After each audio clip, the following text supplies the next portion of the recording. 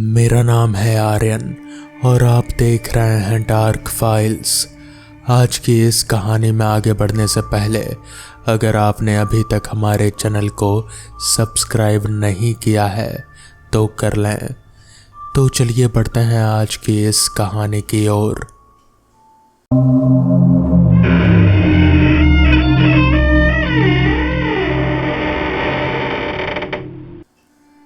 करण की उम्र 23 साल थे और उसे सफ़र से इश्क था। नई जगह, नई सड़कें, अनजान रास्ते, यही उसकी असली ताकत थे। ऑफिस की भाग दौड़ में जब कभी दम घुटने लगता तो वो अपना बैग उठाता और निकल पड़ता, बिना सोचे कि मंजिल कैसी होगी। इस बार भी कुछ ऐसा ही हुआ। एक बड़ी डील फाइनल करने के बाद उसे कुछ दिनों की छुट्टी मिले थे और दिमाग को सुकून देने के लिए उसने चाचा जी के गांव जाने का फैसला किया। चाचा जी का गांव शहर से काफ़ी दूर था और करण इससे पहले कभी गाड़ी से वहां नहीं गया था, हमेशा ट्रेन से जाता रहा था।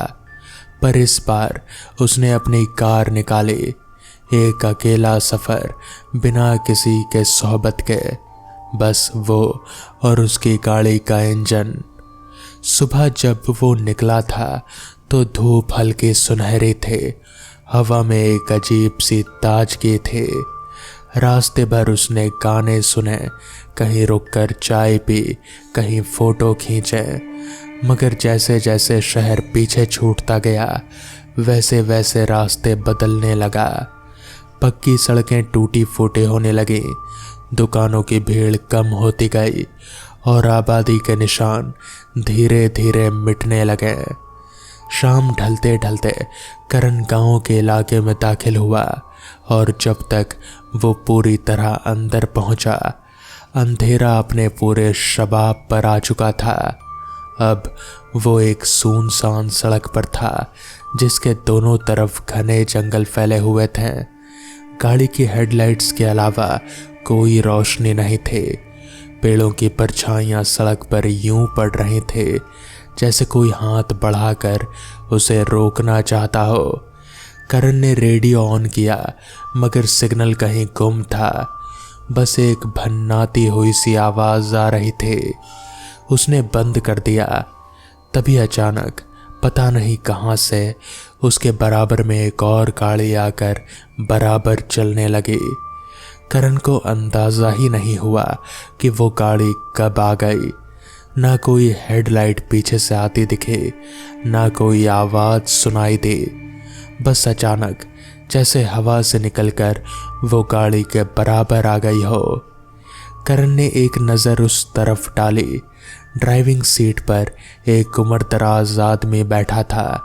सफ़ेद बाल, झुर्रियों भरा चेहरा, आंखें सामने सड़क पर टिकी हुई, मानो कोई तयशुदा मंजिल हो। गाड़ी में उसके अलावा और कोई नहीं था। करण ने कुछ पल उसे देखा, फिर नज़रें सामने कर ली। शायद कोई गांव वाला होगा, उसने सोचा और अपनी रफ्तार बनाए रखी। कुछ ही देर में वो गाड़ी करण को ओवरटेक करके आगे निकल गई। करण को कोई जल्दी नहीं थी, इसलिए वो आराम से चलाता रहा। थोड़ा आगे जाकर वो गाड़ी नज़रों से ओझल हो गई, शायद किसी मोड़ पर मुड़ गई होगी। करण ने घड़ी देखी, रात के 8 बज चुके थे। चाचा जी का गांव अभी भी 45 मिनट दूर था। उसने एक लंबी सांस ली और गाड़ी की रफ्तार थोड़ी बढ़ा दी। कुछ देर बाद जब करण एक मोड़ से मुड़कर बाईं ओर गया तो रास्ते के किनारे वही गाड़ी दिखे, मगर अब वो गाड़ी एक पेड़ से टकराई हुई थी। उसका अगला हिस्सा पूरी तरह चूर चूर हो चुका था। बोनट मुड़कर अंदर धंस गया था और एक हेडलाइट अभी भी टिमटिमा रही थी, जैसे किसी की आखिरी सांसें बार बार चल रही हों। करण का दिल एक पल के लिए रुक सा गया। उसने फौरन अपनी गाड़ी रोकी और भागते हुए उस तरफ गया। कोई है? उसने आवाज़ दी, जवाब में सिर्फ हवा की सरसराहट थी। दरवाजा मुड़कर फंस गया था। करण ने पूरी ताकत लगाकर उसे खींचा। धातु के चरचराने की आवाज रात की खामोशी में गूंज गई। आखिरकार दरवाजा खुल गया, मगर गाड़ी के अंदर कोई नहीं था। ना ड्राइविंग सीट पर, ना पिछली सीट पर। सीट बेल्ट भी बंधे हुए थे, जैसे किसी ने खोली ही ना हो। करण ने चारों तरफ देखा। जंगल घना था, अंधेरा था। कहीं कोई हलचल नहीं, कोई पैरों के आवाज नहीं। हो सकता है वो चलकर मदद लेने गया हो, उसने खुद को समझाया।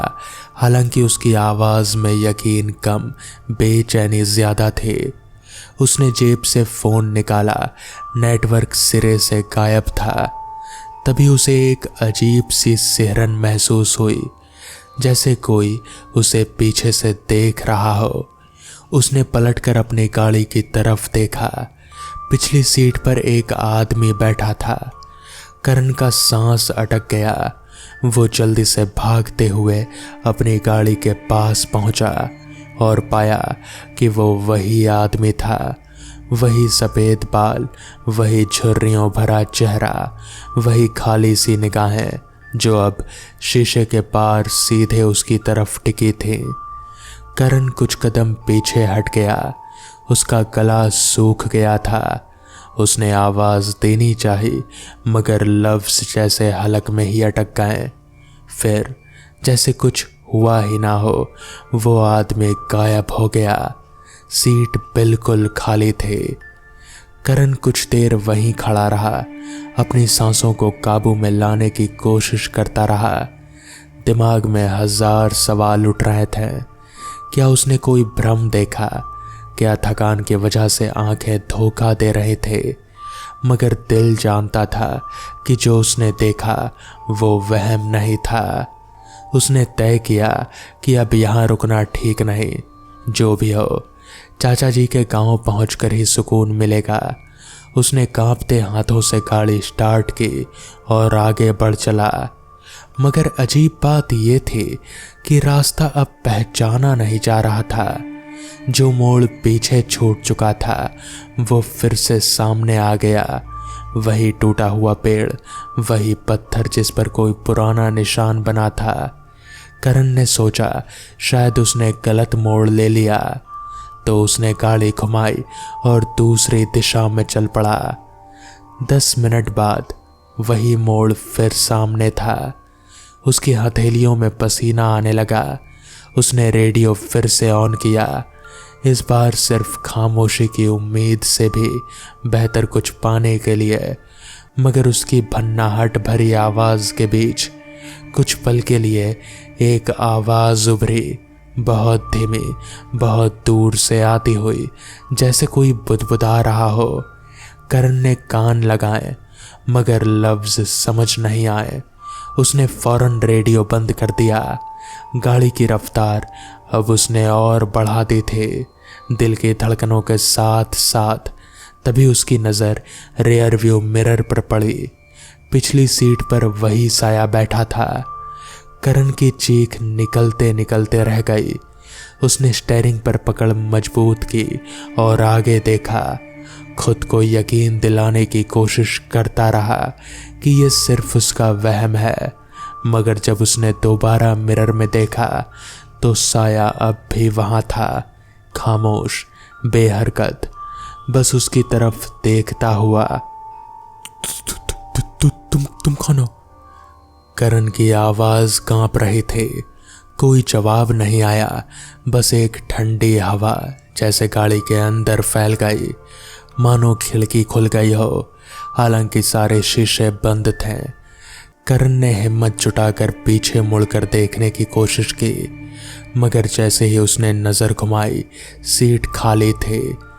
अगले कुछ किलोमीटर करण ने बिना रुके, बिना पीछे देखे तय किए। उसकी आंखें सड़क पर टिकी थी, मगर दिमाग में सिर्फ वो चेहरा घूम रहा था। तभी दूर से एक धुंधली रोशनी नजर आई। शायद कोई घर, कोई दुकान, करीब पहुंचने पर पता चला कि ये एक छोटा सा ढाबा था सड़क किनारे, जहां एक बूढ़ा आदमी लालटेन की रोशनी में बैठा था। करण ने गाड़ी रोककर और उतरकर उसके पास गया।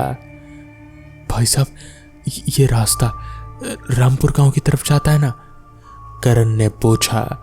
उसकी आवाज में अभी भी हल्की सी थरथराहट थी। बूढ़े आदमी ने उसे ऊपर से नीचे तक देखा और फिर धीरे से कहा, इतनी रात को अकेले इस रास्ते से आए हो? हाँ, थोड़ा सा रास्ता भटक गया था। बूढ़े ने एक गहरी सांस ली, जैसे कुछ याद कर रहा हो। ये सड़क रात में अच्छी नहीं बेटा। यहाँ बहुत साल पहले एक हादसा हुआ था। लोग कहते हैं उसके बाद से यहाँ कुछ भी ठीक नहीं रहता।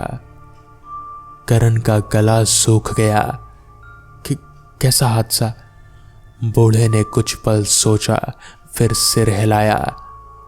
छोड़ो, अभी वक्त नहीं है इन बातों का। तुम बस सीधे चलते जाओ, कोई मोड़ मत काटना और पीछे मत देखना। रामपुर बस 15 मिनट ही है यहाँ से। करण कुछ और पूछना चाहता था, मगर बूढ़े की आंखों में एक ऐसी संजीदगी थी कि उसने सवाल दबा लिया। उसने शुक्रिया कहा और वापस गाड़ी में बैठ गया। जैसे ही उसने गाड़ी स्टार्ट की, उसने पीछे मुड़कर देखा। ढाबा वहां नहीं था। ना बूढ़ा आदमी, ना लालटेन, ना कोई निशान, सिर्फ खाली अंधेरी सड़क। करण के रोंगटे खड़े हो गए, मगर अब पीछे लौटने का कोई मतलब नहीं था। उसने आगे की तरफ देखा और गाड़ी बढ़ा दी। रास्ता अब सचमुच सीधा लग रहा था, जैसे बूढ़े की बात सच निकली हो। मगर हर उस गुजरते मिनट के साथ करण को एक अजीब सा एहसास होता रहा, जैसे कोई उसके पीछे बैठा सांस ले रहा हो। उसने बार बार खुद को समझाया कि पीछे मत देखो, बस चलते रहो। मगर इंसानी फितरत कमज़ोर होती है।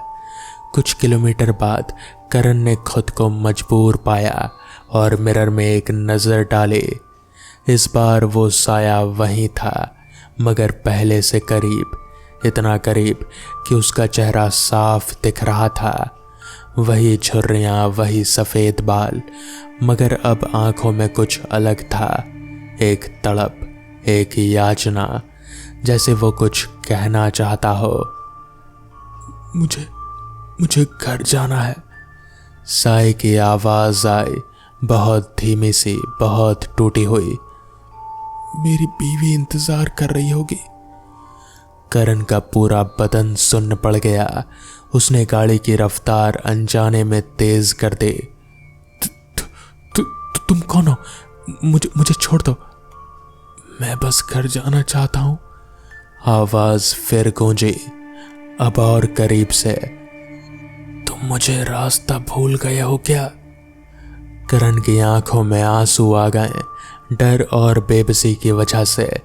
उसने आगे सड़क पर एक बोर्ड देखा, रामपुर 2 किलोमीटर।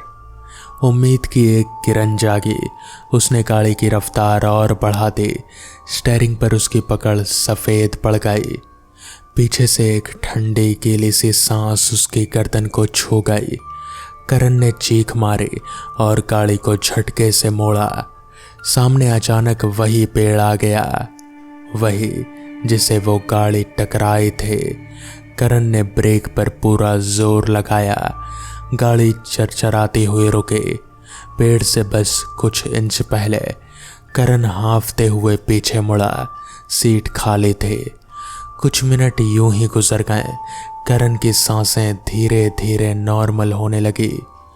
उसने अपने चेहरे पर हाथ फेरा, पसीने से तर था। उसने खुद को समझाया कि अब बस चलते रहना, रुकना नहीं। उसने गाड़ी फिर स्टार्ट की और आहिस्ता आहिस्ता आगे बढ़ने लगा। इस बार किस्मत ने साथ दिया। कुछ ही देर में गांव की पहली रोशनियां नजर आईं। घरों की खिड़कियों से झांकती हल्की पीली रोशनी, कुछ कुत्तों के भौंकने की आवाज़ें और दूर कहीं से आती हुई किसी रेडियो पर बजते पुराने गाने की धुन। करण की आंखों में राहत के आंसू आ गए। चाचा जी का घर गांव के आखिरी छोर पर था। जब करण वहां पहुंचा, चाचा जी दरवाजे पर ही खड़े थे, जैसे उन्हें पहले से पता हो कि वो आज ही आएगा। अरे करण, इतनी रात को अकेले कैसे आया इस रास्ते से? चाचा जी ने गले लगाते हुए पूछा। करण कुछ कहना चाहता था, मगर शब्द जैसे गले में ही अटक गए। उसने बस इतना कहा, चाचा जी, रास्ते में कुछ अजीब हुआ। चाचा जी का चेहरा अचानक संजीदा हो गया। उन्होंने करण को अंदर बुलाया, गर्म चाय बनाई और उसके सामने बैठ गए। बता क्या हुआ? करण ने पूरी बात बताई। वो गाड़ी, वो हादसा, वो सड़क, जो बूढ़ा जो गायब हो गया था, ढाबे समेत। चाचा जी सुनते रहे चुपचाप। उनके चेहरे पर धीरे धीरे एक अजीब सी उदासी उभर आई। जब करण की बात खत्म हुई, चाचा जी ने एक लंबी सांस ली और बोले, जो तूने देखा वो कोई नई बात नहीं है। इस इलाके में बहुत साल पहले की बात है। चाचा जी ने अपनी चाय का घूंट भरा और बताना शुरू किया। आज से करीब 20 साल पहले इस गांव में एक आदमी रहता था, मास्टर रामेश्वर। वो शहर में पढ़ाता था और हफ्ते के आखिरी में गांव वापस आया करता था अपनी बीवी और बेटे से मिलने।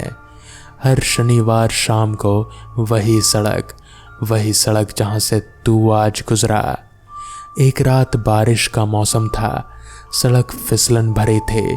कहा जाता है कि उस रात मास्टर रामेश्वर की गाड़ी का ब्रेक फेल हो गया, या शायद कोई और वजह थी। किसी ने भी ठीक नहीं जाना। गाड़ी सीधे उसी पेड़ से जा टकराई जहां तू आज रुका था। मगर असली बात यह थी कि उस रात मास्टर साहब अकेले नहीं थे। उनका छोटा बेटा भी गाड़ी में था, पिछली सीट पर अपने पापा के घर आने का इंतजार करते सो गया था। हादसे के बाद जब गांव वालों को पता चला, वो भागकर वहां पहुंचे। मास्टर साहब की गाड़ी में उन्हें निकाला गया, बुरी तरह जख्मी, मगर सांसें चल रहे थे। मगर जब उन्होंने पिछली सीट देखी, चाचा जी की आवाज भर्रा गई। करण ने सहमी हुई नजरों से पूछा, क्या हुआ था? बेटा वहां नहीं था। लोगों ने सोचा शायद वो गाड़ी से बाहर निकल गया होगा टक्कर के वक्त। मगर पूरी रात, पूरा अगला दिन, पूरा गांव छान मारा, मगर बच्चा कभी नहीं मिला। ना जिंदा ना मुर्दा, जैसे वो हवा में खुल गया हो। मास्टर साहब बच गए, मगर उस हादसे ने उन्हें अंदर से तोड़ दिया। वो हर रात उसी सड़क पर जाते, बेटे को ढूंढते पुकारते। धीरे धीरे लोगों ने उन्हें पागल कहना शुरू कर दिया। 1 साल बाद वो भी चल बसे, दिल का दौरा, अकेले, उसी घर में जहां कभी उनका बेटा हंसा करता था। उसके बाद से ही ये कहानियां शुरू हुई। लोग कहते हैं मास्टर साहब की रूह आज भी उस सड़क पर भटकती है, अपने बेटे को ढूंढती है, और जो कोई भी अकेला उस रास्ते से गुजरता है, उसे वो अपनी गाड़ी में बिठाकर अपने घर तक ले जाना चाहते हैं, शायद इस उम्मीद में कि इस बार उनका बेटा उन्हें छोड़कर नहीं जाएगा। करण का पूरा बदन कांप उठा।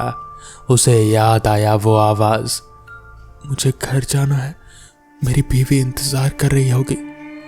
शायद मास्टर साहब की रूह अब भी उसी रात से जी रही है, उसी उलझन में जहां वक्त कभी आगे नहीं बढ़ा। मगर चाचा जी, करण ने कांपती आवाज में पूछा, अगर बेटा कभी मिला ही नहीं तो वो पिछली सीट पर कौन बैठा था, वो जिसे मैंने देखा? चाचा जी की आंखों में एक अजीब सी नमी आ गई।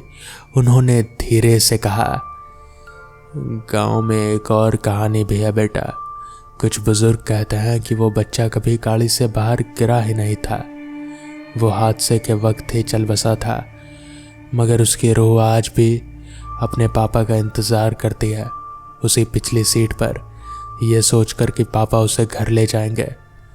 और जो भी उसे उस रास्ते से गुजरता दिखे, कभी कभी उसे मास्टर साहब की परछाई दिखती है और कभी कभी उस मासूम बच्चे की। दोनों एक दूसरे को ढूंढते हुए मगर कभी मिल नहीं पाते, शायद इसलिए वो कभी शांत नहीं हो पाए। एक पिता और बेटा, दोनों उसी सड़क पर, दोनों अकेले, दोनों एक दूसरे के इंतजार में, मगर बीच का फासला कभी मिट नहीं पाता। कमरे में देर तक खामोशी छाई रही। बाहर हवा हल्की सी सरसरा रहे थे, जैसे कोई दूर, बहुत दूर आज भी किसी को पुकार रहा हो। करण ने अपनी चाय का आखिरी घूंट भरा, मगर उसका गला अभी भी सूखा हुआ था। उसने खिड़की से बाहर देखा, अंधेरी सड़क, जंगल की सरहद, और उस पार कहीं शायद आज भी एक गाड़ी उस मोड़ पर किसी का इंतजार कर रहे थे। उसने मन ही मन तय किया, अब चाहे कुछ भी हो, वापसी में वो अकेले उस सड़क से कभी नहीं गुजरेगा। तो दोस्तों, ये थी आज की पहली कहानी। कैसी लगी आपको ये कहानी, मुझे कमेंट्स में ज़रूर बताएं। तो चलिए बढ़ते हैं आज की दूसरी कहानी की ओर। गणेश को बाजार में आटा चक्की का दुकान खोले अभी बामुश्किल एक हफ्ता ही हुआ था। छोटी सी दुकान, एक पुरानी मशीन और उधार लेकर लगाई गई बिजली की तार, मगर काम शुरू होते ही रौनक आ गई थी। दिवाली नज़दीक थे और गांव के लोग गेहूं पिसवाने उसकी दुकान पर उमड़ने लगे थे। जितनी उम्मीद गणेश ने नहीं की थी, उससे कई ज़्यादा भीड़ हो गई थे। उसने सोचा था कि एक नौकर रख लेगा, मगर इतनी जल्दी कोई भरोसे का आदमी मिलना मुश्किल था।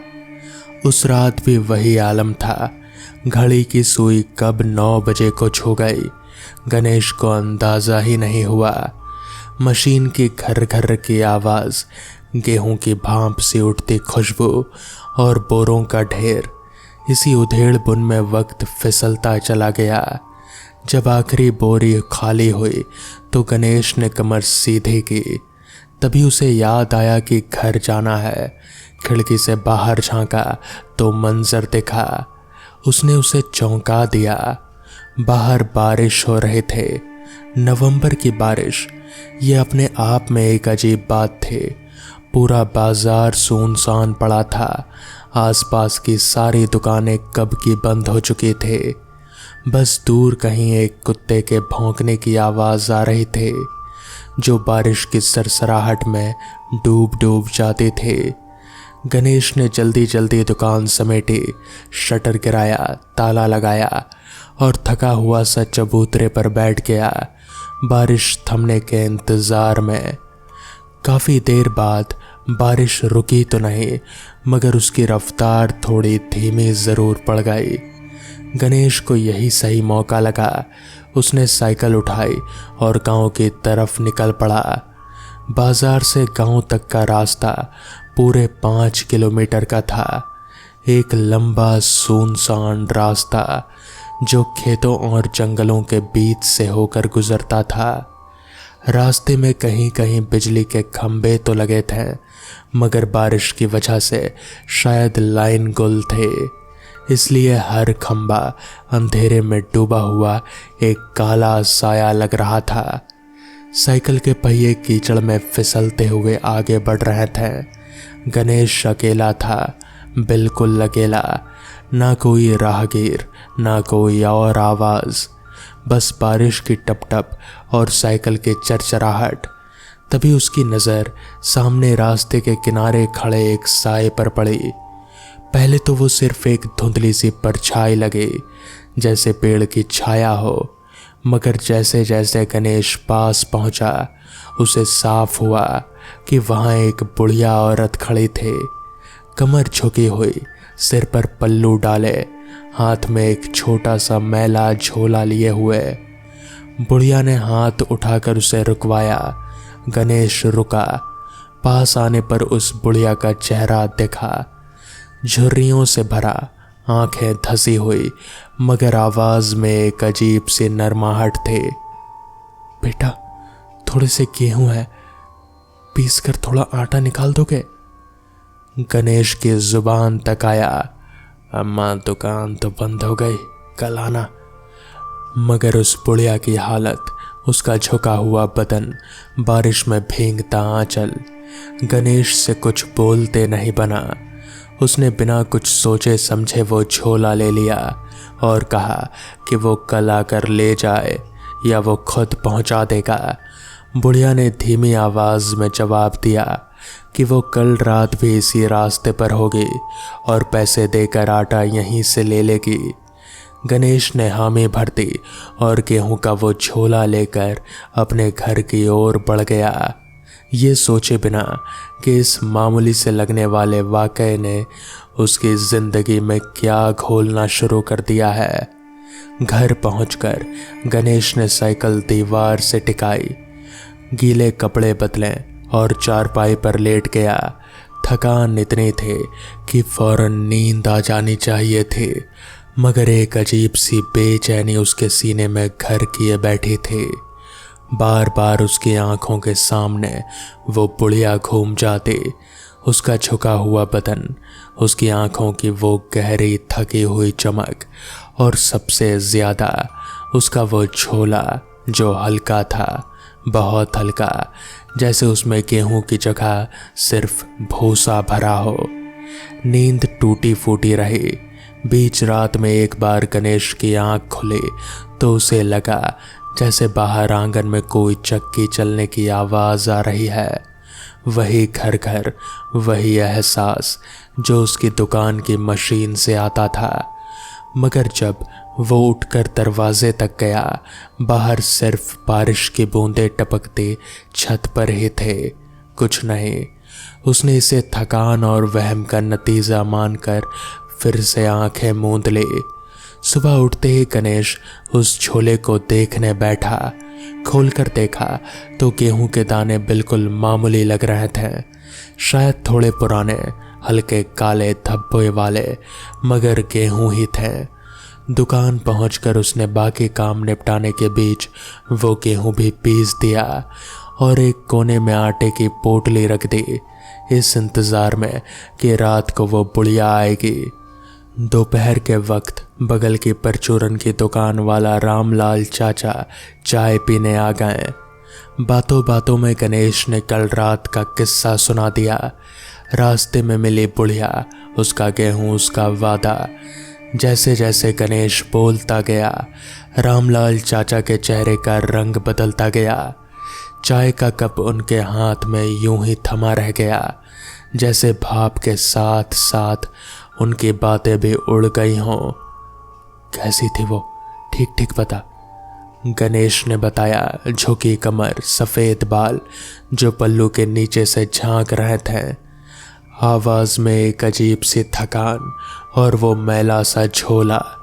रामलाल चाचा ने कुछ नहीं कहा, बस इतना बोले कि रात को उस रास्ते पर अकेले ना निकला करे और अगली बार कोई मिले तो उसकी बात ना सुने, सीधा घर चला जाए। गणेश ने हंसते हुए पूछा कि आखिर बात क्या है, मगर चाचा उठकर चले गए, ये कहते हुए, पुरानी बात है, छोड़ो। ये जवाब गणेश के दिल में एक कांटे की तरह चुभ गया, मगर दिन की भाग दौड़ में वो उसे भूलने की कोशिश करता रहा। रात होते होते फिर वही सिलसिला शुरू हुआ। ग्राहकों की भीड़, मशीन की आवाज़, बोरों का अंबार।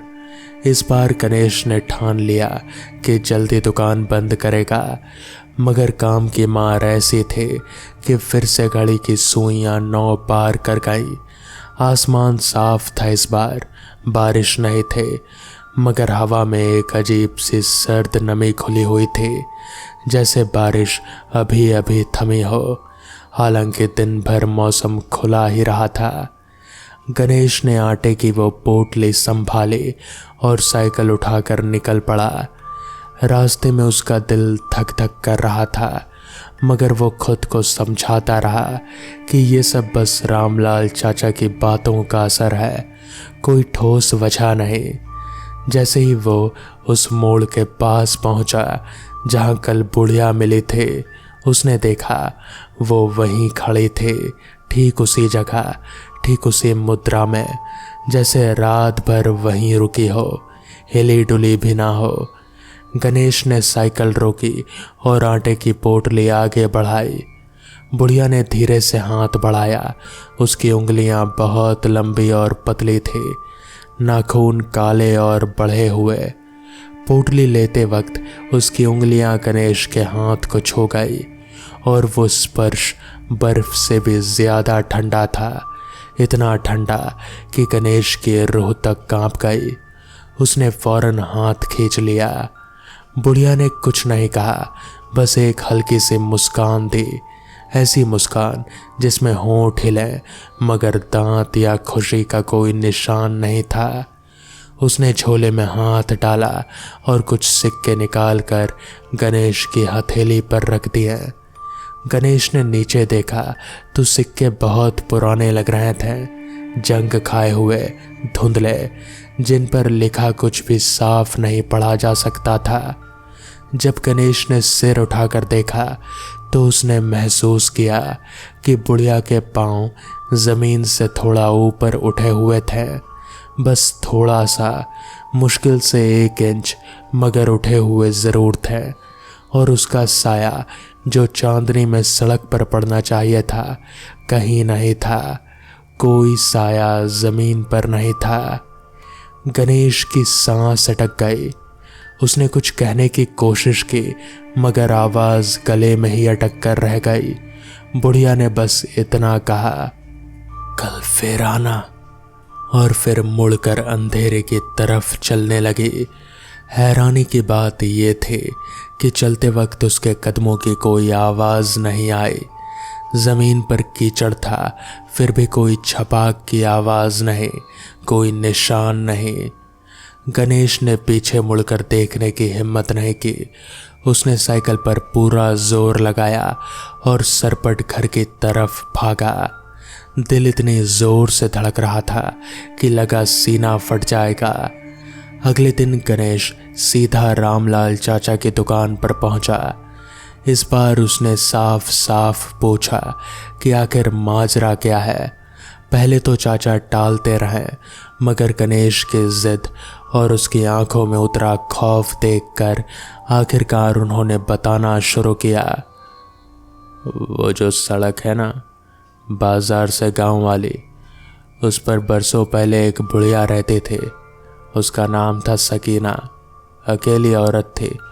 उसका एक ही बेटा था जो उसी जगह पर जहां अब तेरी दुकान है चक्की चलाया करता था। बहुत पहले की बात है, तब वहाँ लकड़ी और पत्थर वाली पुरानी चक्की हुआ करते थे, बिजली वाले नहीं।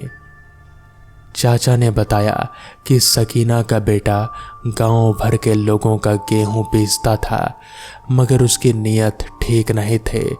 वो हर बोरी में चुपके चुपके कुछ गेहूं निकाल लेता और गरीब लोगों को कम तौल कर आटा देता, खासकर उन औरतों को जो अकेली आती थी या बूढ़ी होती थी, ये जानते हुए कि वो हिसाब नहीं रख पाती।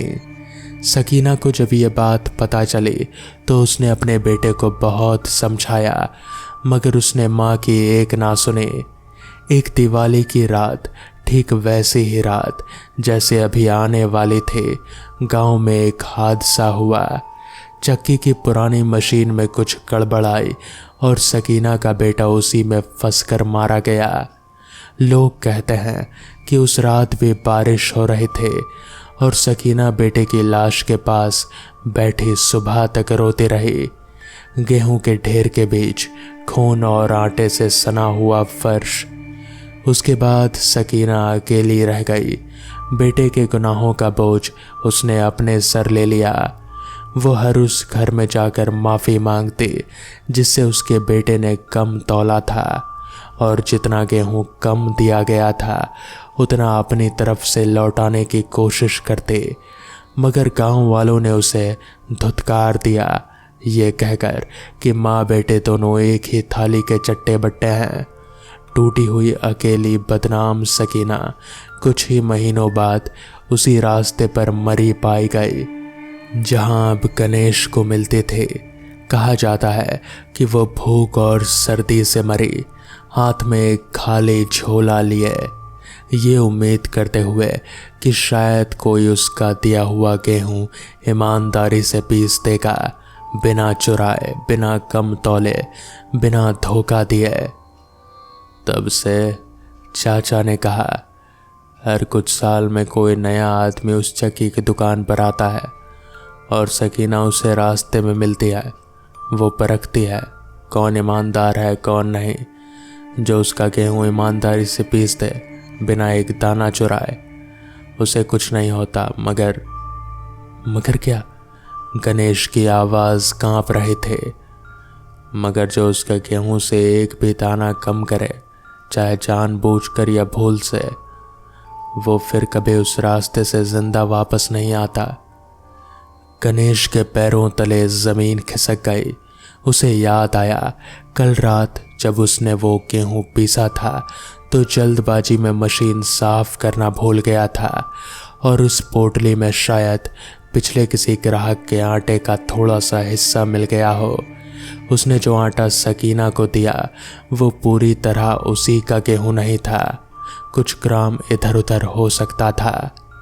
उस रात गणेश ने दुकान जल्दी बंद करने की कोशिश की, मगर मन बेचैन था। उसने मशीन को अच्छी तरह साफ किया, हर कोने से पुराना आटा निकाला, ये सोचकर कि आज अगर सकीना फिर मिली तो कोई गलती नहीं होनी चाहिए। मगर उस रात वो उस रास्ते पर नहीं दिखे, ना अगली रात ना उससे अगली रात। दिन बीतते गए, दिवाली नज़दीक आती गई और गणेश की बेचैनी कम होने का नाम नहीं ले रहे थे। वो हर रात उसी रास्ते से गुजरता, हर मोड़ पर नज़र दौड़ाता, मगर सकीना कहीं नहीं दिखते। धीरे धीरे उसने सोचना शुरू किया कि शायद ये सब उसका वहम था या रामलाल चाचा की कहानी से डरा हुआ मन उसे भ्रम दिखा रहा था। जिंदगी फिर से अपनी लीक पर लौटने लगी, काम, ग्राहक, दुकान की चहल पहल। मगर फिर छोटी छोटी अजीब बातें होने लगी। मशीन कभी कभी बिना छुए खुद चल पड़ती, फिर अचानक बंद हो जाती। एक सुबह गणेश ने देखा कि रात भर बंद पड़ी मशीन के नीचे आटे का एक ढेर जमा था, जैसे रात भर उसमें कोई गेहूं डालता रहा हो। एक बार उसने आटे में महीन काले बाल जैसी कोई चीज़ महसूस की, मगर छानने पर कुछ नहीं मिला। रात को सोते वक्त उसे बार बार वही खर्र खर्र की आवाज़ आती, जैसे कोई दूर कहीं चक्की चला रहा हो, अनवरत, थकान बिना। एक रात गणेश की नींद अचानक खुली। कमरे में हल्का सा गेहूं का गंध जैसा फैला हुआ था। उसने आंखें खोली तो दरवाजे की चौखट पर एक साया खड़ा दिखा, झुकी हुई कमर, हाथ में झोला। गणेश की चीख गले में ही अटक गई। उसने आंखें बंद करके फिर खोली तो वहां कुछ नहीं था, बस दरवाज़ा हल्का सा खुला हुआ था, जबकि सोते वक्त उसने कुंडी लगाई थी। आखिरकार दिवाली की रात आ गई। बाजार में उस दिन बेतहाशा भीड़ थे। हर घर को आखिरी वक्त पर आटा चाहिए था। गणेश अकेला मशीन पर जुटा रहा, बोरी पर बोरी खत्म होती गई। इसी अफरा तफरी में एक ग्राहक की जल्दबाजी में उसने गलती से 2 अलग अलग बोरियों का गेहूं मिला दिया। एक बुजुर्ग औरत का जो थोड़ी देर पहले आए थे और दूसरे किसी और का। उसने जल्दी में सुधारने की कोशिश तो की, मगर पूरी तरह अलग नहीं कर पाया और बिना सोचे समझे उस बुजुर्ग औरत को थोड़ा कम आटा पकड़ा दिया, ये वादा करते हुए कि बाकी वो बाद में पहुंचा देगा। रात के करीब 9:30 बजे दुकान बंद हुई। आसमान साफ था, कहीं बारिश का नामो निशान नहीं।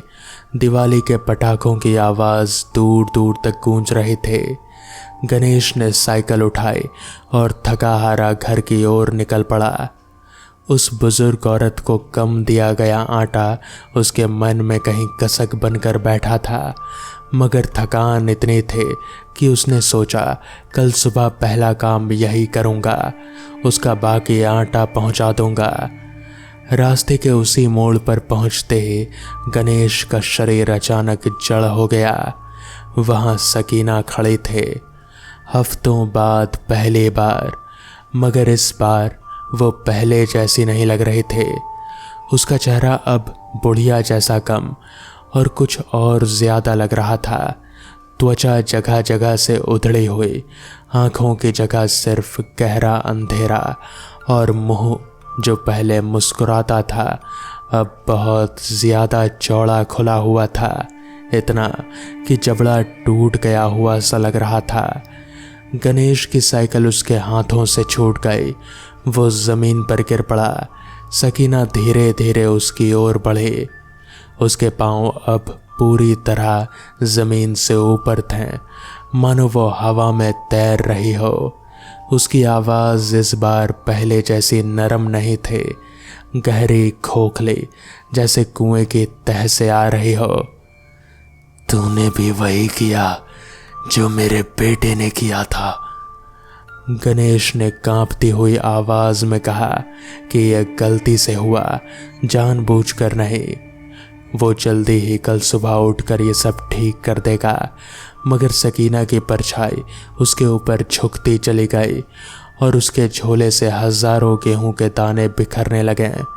जमीन पर, गणेश के शरीर पर, हर तरफ, और हर दाना छूते ही जलता हुआ सा महसूस होता, जैसे अंगारे हों। गणेश की चीख रात के सन्नाटे और दूर के पटाखों की आवाज़ में कहीं खो गई। अगली सुबह जब बाजार खुला तो गणेश की दुकान का शटर खुला हुआ मिला, मगर गणेश कहीं नहीं था। लोगों ने उसकी साइकिल रास्ते के उसी मोड़ पर पड़ी पाई, पहिए मुड़े हुए, टोकरी में वही आटे की पोटली रखी जो उसे उस बुजुर्ग औरत को पहुंचानी थी, मगर पोटली में आटा नहीं, सिर्फ भूसा भरा था। गणेश फिर कभी नहीं मिला।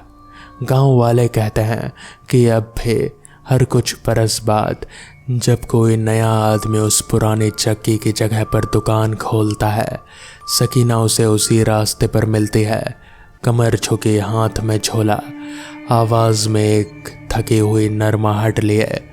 वो हर बार वही परखती है जो उसने सदियों से परखा है कि जो उसके सामने खड़ा है उसकी नीयत साफ है या नहीं।